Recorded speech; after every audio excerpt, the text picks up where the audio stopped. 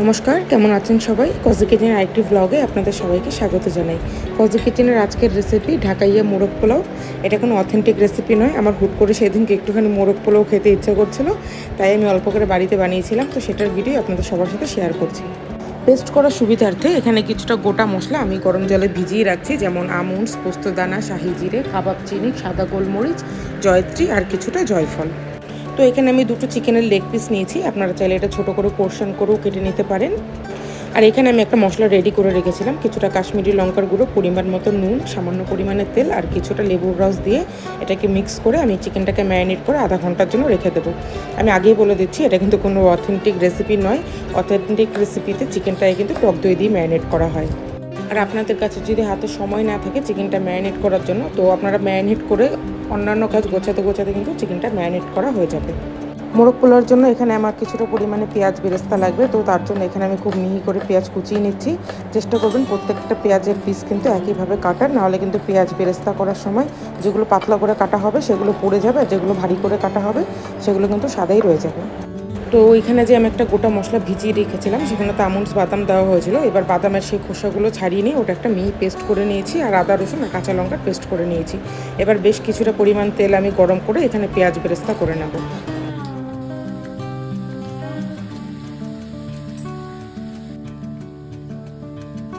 পেঁয়াজে যখন এরকম হালকা ব্রাউন কালার ধরে আসবে, তখন কিন্তু গ্যাসের ফ্লেমটা একদম লোতে করে দেবেন। তেলের যে টেম্পারেচারটা থেকে যাবে তাতে কিন্তু পেঁয়াজ বেরেস্তা রেডি হয়ে যাবে। এখানে আমি পেঁয়াজ বেরেস্তা একটু সাদা সাদাই নামিয়ে নেব, কারণ পেঁয়াজ বেরেস্তা কিন্তু সাদা নামানোর পরেও গোল্ডেন কালার ধরে আসে। খুব বেশি গোল্ডেন করে নামালে কিন্তু ওটা পরে পুড়ে যায়। পেঁয়াজ বেরেস্তাটা রেডি হয়ে যাওয়ার পরে আমি এক্সট্রা তেলটা তুলে নিয়েছি, আর পরিমাণ মতন তেল কড়াইতে রেখে দিয়েছি। আর দিয়ে দেবো 2 টেবিল চামচ পরিমাণে ঘি। ঘিটা গরম হয়ে গেলে এখানে কিছু গোটা মশলা দিয়ে দিচ্ছি, যেমন দারচিনি, এলাচ, লবঙ্গ, তেজপাতা, কালো গোলমরিচ, বড় এলাচ আর স্টার অ্যানিস। মশলাগুলো হালকা ভেজে নিয়ে আমি পেঁয়াজ দিয়ে দিয়েছি। পেঁয়াজটাকে গোল্ডেন হওয়া পর্যন্ত ভালো করে ভেজে নিতে হবে। তারপর পেঁয়াজটা গোল্ডেন হয়ে গেলে এখানে আমি ম্যারিনেট করা চিকেনগুলো দিয়ে 5 থেকে 7 মিনিট হাই ফ্লেমে চিকেনগুলোকে একটুখানি ভেজে নেব।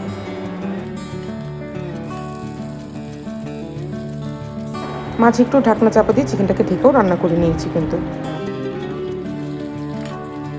ঢাকনা খুলে নিয়ে চিকেনটাকে 7-8 মিনিট ভাজার পরে এখানে আমি দিয়ে দেবো আদা রসুন বাটা আর কাঁচা লঙ্কা বাটা। এবার মশলা থেকে কাঁচা স্মেলটা চলে যাওয়া অবধি কিন্তু মশলাটাকে একটুখানি কষিয়ে নেব।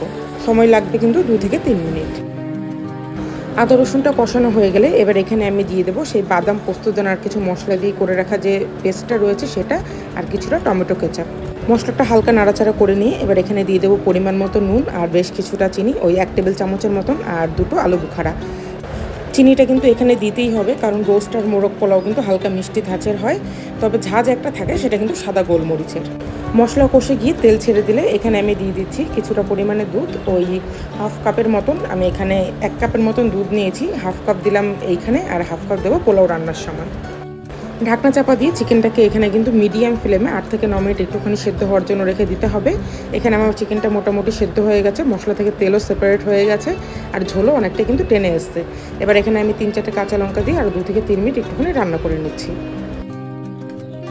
2-3 মিনিটে এখানে চিকেনের ঝোলটা আরও কিছুটা টেনে এসছে। এবার আমি চিকেনগুলোকে আলাদা করে তুলে নেব, সাথে কিছুটা গ্রেভিও তুলে নেব। তেল কিন্তু তুলবো না, কারণ ওই তেলেই কিন্তু পোলাওটা রান্না করা হবে।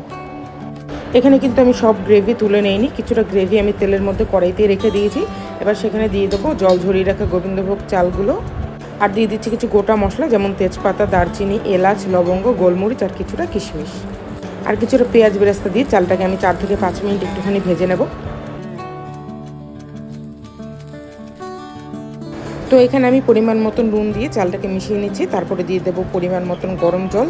আমি এখানে 500 গ্রাম চাল নিয়েছিলাম, 500 গ্রাম চালে এখানে আমি দিয়ে দিয়েছি 900 গ্রামের মতন জল। কিছুটা পরিমাণ কিন্তু এখানে আমি দুধও ইউজ করেছি। আমি 250 গ্রামের মতন দুধ নিয়েছিলাম, অর্ধেকটা ইউজ করেছি চিকেন রান্না করার সময়, আর অর্ধেকটা এখানে পোলাও রান্না করার সময় ইউজ করলাম। এখানে আপনারা দুধের পরিমাণটা কম বেশি করে ইউজ করতে পারেন। এবার আমি পোলাওটাকে 80% অবধি সেদ্ধ হওয়ার জন্য রেখে দেবো। এখানে চালটা মোটামুটি 80% অবধি সেদ্ধ হয়ে গেছে। এবার আলতো হাতে একটু নাড়াচাড়া করে নিচ্ছি।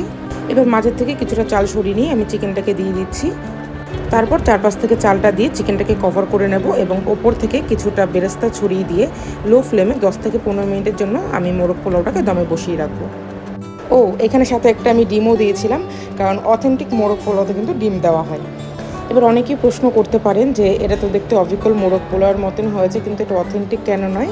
তাহলে বলবো অথেন্টিক মোরগ পোলাওতে কিন্তু দেশি মুরগি ব্যবহার করা হয়, প্লাস চিকেনটাকে টক দই কাশ্মীরি লঙ্কার গুঁড়ো দিয়ে ম্যারিনেট করা হয়, আর চিকেনটাকে কষানোর সময় তেঁতুলের মাড় ব্যবহার করা হয়, যেটার একটাও আজকে আমি ইউজ করিনি। তো সেক্ষেত্রে এটাকে আপনারা ফাঁকিবাজি মোরগ পোলাও বলতে পারেন। তো এখানে আমার মোরগ পোলাওটা দম দেওয়া হয়ে গেছে, এবার এটাকে প্লেটিং করে নিচ্ছি। আর এই মোরগ পোলাও হলো one of the most favourite dish I have ever had. আপনি এটাকে আমাকে যখনই অফার করবেন, যেই অবস্থায় অফার করবেন, আমি এটাকে কখনোই না করব না। আমার এতটাই পছন্দ এই মোরগ পোলাও। তো এখানে দেখতেই পাচ্ছেন কতটা টেম্পটিং হয়েছে দেখতে, আর চালটা কতটা ঝরঝরে, একটা চালও কিন্তু লেগে যায়নি একটা চালের সাথে।